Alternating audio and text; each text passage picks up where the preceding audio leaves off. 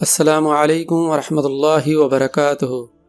آج میں آپ کے سامنے جو حدیث مبارکہ لے کر حاضر ہوا ہوں صحیح بخاری کی حدیث نمبر 6369 ہے۔ آئیے اس حدیث مبارکہ کا مفہوم آپ کے سامنے بیان کرتے ہیں۔ اس حدیث مبارکہ کا مفہوم کچھ اس طرح سے ہے۔ ہم سے خالد بن مخلد نے بیان کیا، انہوں نے کہا ہم سے سلیمان نے بیان کیا، انہوں نے کہا مجھ سے عمرو بن عمرو نے بیان کیا، انہوں نے کہا کہ میں نے انس بن مالک رضی اللہ عنہ سے سنا، کہا کہ نبی کریم صلی اللہ علیہ وسلم کہتے تھے اللهم انی اعوذ بک من الهم والحزن والعجز والكسل والجبن والبخل وضلع الدين وغلبة الرجال۔